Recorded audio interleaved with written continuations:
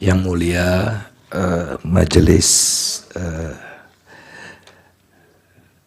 Mahkamah Konstitusi dan para pihak yang hadir dalam acara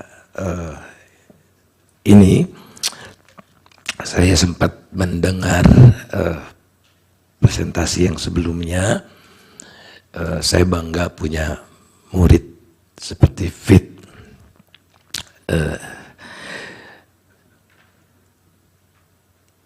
Saya ingin mengaitkan, kalau tadi angka-angka, saya ingin menambahkan atau melengkapi dari perspektif teori juga. Yang kerap dipakai adalah teori gentong babi.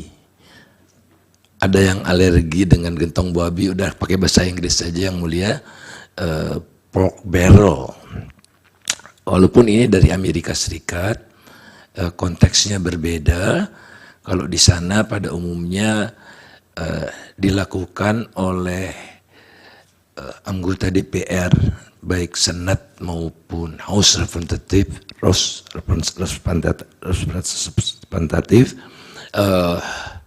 yang ingin terpilih kembali.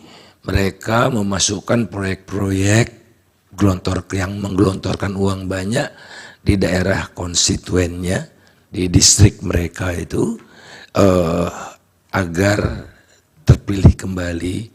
Sedemikian makin parahnya keadaan itu membuat sampai ada NGO yang khusus memelototi pork barrel ini, karena memang membiaskan demokrasi itu. Dan tentu saja konteksnya beda, negara mereka tidak bisa diiming-imingi oleh sembako, ya big project, misal apa, jembatan, toll road, dan sebagainya, dan sebagainya. Nah, jadi secara umum bisa dikatakan bahwa pork barrel ini di negara-negara berkembang wujudnya berbeda, karena pendapatannya masih rendah, angka kemiskinannya tinggi. Di Indonesia penduduk miskin ekstrim, miskin, nyaris miskin, rentan miskin, itu kira-kira hampir separuh dari penduduk. Jadi santapan yang memang ada di depan mata para politisi, karena mereka lebih sensitif tentu saja terhadap pembagian sejenis bansos, utamanya bansos yang bansos yang ad hoc sifatnya. Kalau atas izin yang mulia, boleh slide kedua. Sedemikian parahnya yang bisa ditunjukkan oleh bansos ini sebetulnya dialami oleh berbagai negara, termasuk juga di Indonesia, ya. Bahkan KPK, Kementerian Dalam Negeri, mengatakan akan mengikuti saran KPK untuk membuat aturan lewat perda menghadapi pilkada serentak yang akan datang itu. 2 sampai 3 bulan sebelum pilkada tidak boleh ada bansos.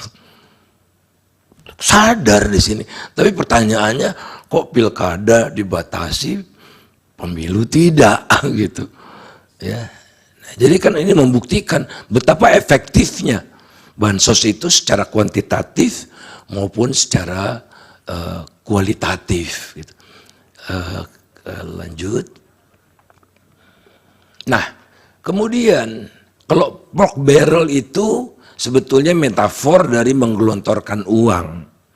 Celengan juga kan biasanya simbolnya babi gitu.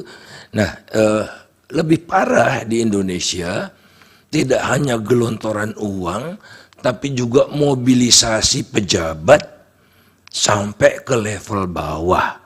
Ini yang saya tunjukkan, misalnya Erlangga Tarto, ya, yang mengatakan ini sumbangan Pak Jokowi, oleh karena itu harus berterima kasih kepada Pak Jokowi dengan cara memilih yang didukung Pak Jokowi. Dikatakan juga oleh Menteri Investasi Pak Bahlil bahwa silakan aja bikin sendiri Bu Risma. Ya, dipikir semua menteri mentalitasnya, moralitasnya seperti dia. Bu Risma tidak mau mempolitisasi bansos. Jadi sudah uangnya ada, tapi kurang magnetnya, harus ditunjukkan. Ini loh yang ngasih secara demonstratif. Maka Erlangga Hartarto misalnya, dan banyak menteri lagi lah. Tapi yang paling vulgar itu ya Erlangga Hartarto, Bahlil, dan Zulkifli Hasan. Lanjut. Ini yang saya katakan tadi, kita lewati saja untuk menyingkat waktu. Nah kemudian ada El Nino. Diperpanjanglah El Nino ini atas permintaan Menko Perekonomian Erlangga. Kenapa Erlangga Hartarto minta diperpanjang? Setelah saya dapat masukan lewat dialog, entah dialognya atau orang, 2 orang, saya tidak tahu. Penerima El Nino mau nggak kalau diteruskan dana El Nino? Ya hampir bisa dipastikan semua orang yang ditanya yang udah nerima ya akan terus. Sedemikian vulgarnya argumen-argumen yang disampaikan untuk menjustifikasi agar betul-betul orang yang terakhir menerima dana, menerima bansos itu sebelum ke bilik suara itulah yang paling diingat. Ya. Jadi ini politik seperti ini membahayakan masa depan Indonesia, karena tahun pertama sampai tahun keempat udah entertainment aja sama oligarki. Oligarki tidak menyelesaikan kemiskinan, nanti diselesaikan untuk pemilihan umum yang akan datang. Mengerikan yang mulia, mengerikan. Ya, bagi daerah pilkada maupun bagi demokrasi, masa depan kita dan anak cucu kita akan menghadapi kesuraman. Akhirnya potensi menjadi sangat membahayakan eksistensi bangsa ini. Lanjut. Nah, kemudian saya ingin menunjukkan lagi El Nino-nya sudah mereda. Minta perpanjang El Nino. Kenapa sih minta diperpanjang? Karena ingin diciptakan panggung-panggung baru itu. Tidak cukup digelontorkan lewat mekanisme yang ada begitu, tapi harus ditunjukkan nih yang ngasih ini pakai seragam tertentu, pesan tertentu, dan sebagainya dan sebagainya. Jadi panggung-panggung yang diciptakan itu untuk memastikan efektivitas bansos ini semaksimal mungkin.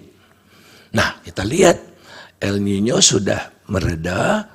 Kemudian juga kalau kita lihat jumlah kekeringan, jumlah banjir, dan cuaca ekstrim lebih parah tahun 2021 daripada 2023. Kenapa 2021 tidak ada El Nino? Jadi nyata bahwa El Nino ini kebutuhan untuk meningkatkan suara, only that dari segi data itu. Ini yang sangat memilukan, dan seolah-olah kita semua bodoh. Ramalan cuaca sudah disupport oleh BKMG, BPS sudah disupport oleh BRIN dan sebagainya itu. Ya, jadi tidak dipercaya lembaga yang memerintah sendiri. Ini kelihatan di sini dengan segala macam bencana yang selalu ada, tapi tidak ada yang bersifat nasional. Itu luas lahan panen itu tetap di atas 10 juta, tidak pernah di bawah 10 juta. Produktivitas naik sehingga per hektarnya naik, sehingga produksi beras, saya langsung saja ke beras, cuma turun 600-an ribu ton. Tapi seolah-olah kita mau kiamat, diimporlah 3 juta ton beras. Logikanya, kalau 3 juta ton beras ini digelontorkan ke pasar, tidak mungkin harga beras mencapai harga tertinggi sepanjang sejarah pada bulan Februari yang lalu. Jadi kita impor ini untuk apa kalau untuk tidak untuk stabilisasi pangan? Tujuan impor kan karena pasokan di dalam negeri terbatas, sehingga pasokan terbatas sehingga harga naik. Oleh karena itulah ada stabilisasi, kita tidak bisa menunggu panen sebelumnya, kita impor. Importnya 3 juta ton, padahal penurunan produksinya 600-an ribu ton. Apa yang ada di kepala mereka itu? Oh, siapa tahu nanti 2 periode ya masih bisa nih ada stok buat bagi-bagi beras sampai putaran, maaf bukan periode, putaran. Jadi penuh dengan siasat yang menurut saya sudah keterlaluan lah, terlalu vulgar.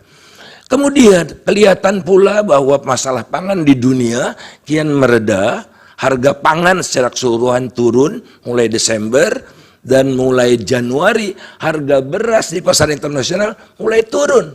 Seperti kelihatan di tabel yang di peraga yang bawah. Tapi di Indonesia naik terus, mencapai level tertinggi sepanjang sejarah menurut catatan BPS. Ya, untuk menyopankan harga supaya tidak 17.000, cakupan berasnya ditambah yang murah-murah sehingga jadi 15.000, tapi yang manapun itu tertinggi sepanjang sejarah. Jadi konsekuensinya sampai sekarang harga beras masih tinggi sekali, dan mengingat 20% garis kemiskinan itu ditentukan oleh harga beras di desa, 17% di kota, maka pemerintah dengan bansosnya itu membantu orang yang miskin, tapi orang yang tidak miskin jadi miskin tambah banyak. Dan memang cita-citanya bukan mengentaskan kemiskinan kalau begitu, menaruh harapan agar suaranya bisa 1 putaran lanjut. Nah, ini pork barrelnya, ciri-cirinya sedemikian banyak di Indonesia. Saya tidak akan sampaikan satu demi satu, tapi pork barrel yang vulgar. Pork barrel itu udah vulgar di Indonesia, pork barrel vulgar. Lanjut. Habis. Ya, itu yang mulia. Terima kasih. Baik, terima kasih. Silakan, ada pendalaman dari kuasa hukum. Saya ingin bertanya ya, ahli. Data, coba